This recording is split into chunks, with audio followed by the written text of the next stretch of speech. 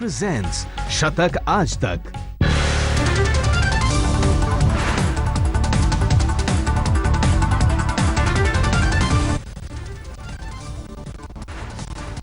लखनऊ में तकरीबन 11 घंटे के एनकाउंटर के बाद मारा गया संदिग्ध आतंकी सैफुल्लाह। तड़के करीब 3 बजे खत्म हुआ ऑपरेशन। लखनऊ के ठाकुरगंज में एक मकान में छिपा था आतंकी सैफुल्लाह। मौके से आतंकी संगठन आईएसआईएस का झंडा बरामद। सैफुल्लाह के पास से कई पिस्तौल, जिंदा कारतूस और बम बनाने का सामान भी बरामद। 8 मोबाइल, कंपस, भारतीय रेल का नक्शा भी मिला।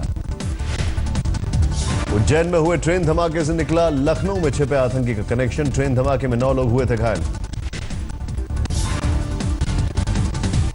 सूत्रों के मुताबिक आईएसआईएस से जुड़े खुरासान मॉड्यूल के 13 संदिग्ध आतंकियों पर शक। 6 संदिग्ध गिरफ्तार, 6 फरार।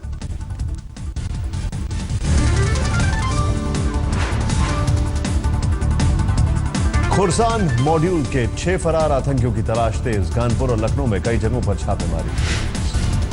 उज्जैन ट्रेन के धमाकों में इस्तेमाल विस्फोटक और लखनऊ में मिले विस्फोटक की जांच करेगी फॉरेंसिक जांच एजेंसियां। लखनऊ में बने आईडी को मध्य प्रदेश ले जाने का शक। दिल्ली से उज्जैन पहुंची एनआईए की 4 सदस्यीय टीम। लखनऊ में ठाकुरगंज में भी दूसरी टीम करेगी जांच। मंगलवार को होशंगाबाद से 3 संदिग्ध हुए गिरफ्तार। कानपुर से 2, इटावा से 1 संदिग्ध की गिरफ्तारी। हैदराबाद से मिला था खुफिया इनपुट। जानकारी के बाद यूपी और एमपी में ताबड़तोड़ छापेमारी। यूपी में 7वें और आखिरी चरण का मतदान जारी। 7 जिलों की 40 सीटों पर डाले जा रहे हैं वोट। शाम 5 बजे तक होगा मतदान। यूपी में 1 करोड़ 41 लाख मतदाता आज करेंगे अपने अधिकार का इस्तेमाल। 535 उम्मीदवारों की किस्मतों पर। वाराणसी की 8 विधानसभा सीटों पर भी मतदान जारी। पीएम मोदी के संसदीय क्षेत्र में 127 उम्मीदवारों की किस्मतों पर। नक्सल प्रभावित सोनभद्र, मिर्जापुर और चंदौली में वोटिंग जारी। रॉबर्ट्सगंज और चकिया सीट पर शाम 4 बजे तक ही होगा मतदान। मणिपुर में भी आज दूसरे और अंतिम चरण में 22 सीटों पर मतदान। सीएम एबोबी सिंह और एरोम शर्मिला के बीच मुकाबले की टिकी नजर। पीएम मोदी के संसदीय क्षेत्र वाराणसी में बंपर वोटिंग 9 बजे तक हुआ 12% मतदान। यूपी जौनपुर में 9 बजे तक करीब 11% मतदान।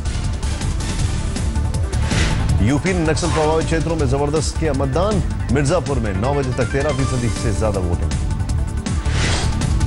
चंदौली में मतदान की रफ्तार अभी भी सुस्त। 9 बजे तक 8% पड़े वोट। मणिपुर में लोकतंत्र के महापर्व में लोगों की अच्छी भागीदारी। महज 2 घंटे में सुबह 9 बजे तक 20% हुआ मतदान। वाराणसी में नॉर्थ में मतदान करने पहुंचे बीजेपी के वरिष्ठ नेता मुरली मनोहर जोशी। पीएम मोदी से पहले वाराणसी से थे सांसद, अब कानपुर से हैं एमपी जोशी। गाजीपुर में भी मतदान जारी। केंद्रीय मंत्री मनोज सिन्हा ने किया अपने अधिकार का इस्तेमाल।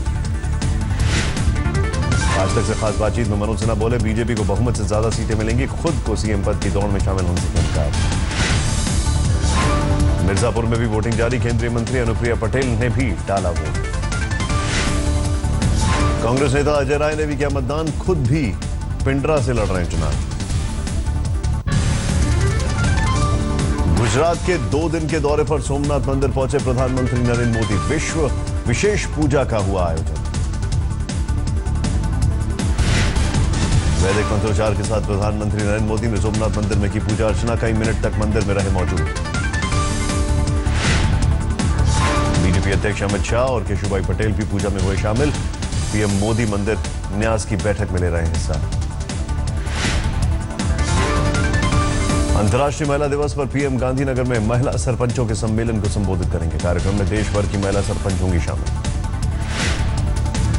यूपी के बाद मिशन गुजरात पर प्रधानमंत्री नरेंद्र मोदी नर्मदा पर बने 4 लेन ब्रिज को देश को समर्पित किया।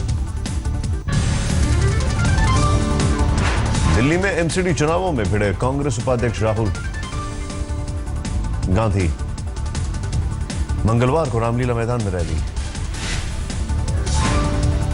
चुनावों से पहले एमसीडी में सत्तारूढ़ बीजेपी की ओर से उद्घाटन का सिलसिला जारी। कांग्रेस और आम आदमी पार्टी ने जताया विरोध।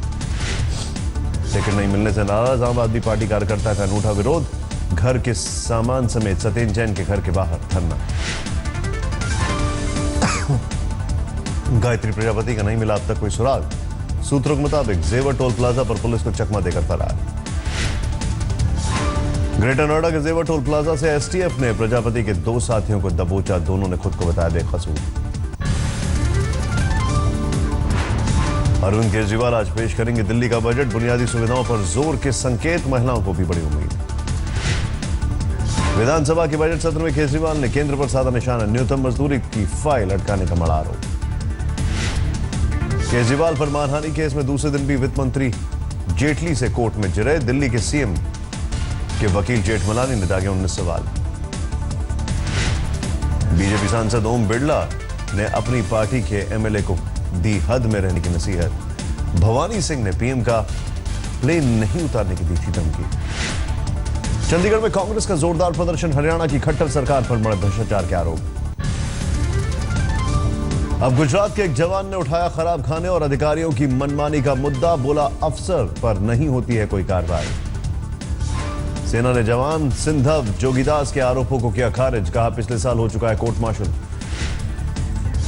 जाकिर नाइक पर कसता जा रहा है ईडी का शिकंजा। जांच एजेंसियों ने विवादित धर्मगुरु की बहन से की पूछताछ। डीयू के प्रोफेसर जीएन साईं बाबा के नक्सलियों के साथ संबंधों पर लगी मोहर। महाराष्ट्र में गिरचरौली में ने सुनाई उम्र कैद की सजा। जम्मू कश्मीर के अनंतनाग में पुलिस को बड़ी कामयाबी। बड़ी मात्रा में नशीली दवाएं जब्त। दिल्ली में स्कूटी सवार छात्र को रौंदने के मामले में मर्सिडीज वाला आरोपी बिजनेसमैन सवनीत सिंह गिरफ्तार। घर जाते वक्त हुआ था हादसा। दिल्ली में तेज रफ्तार मर्सिडीज ने सड़क पार कर रहे शख्स को मारी टक्कर।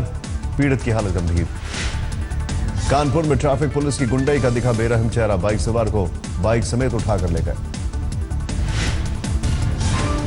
फतेहपुर में शौच के लिए गई लड़की को अगवा कर 2 दिन तक किया गैंग रेप। शिकायत गए पिता ने पुलिस पर लगाया मारपीट का आरोप।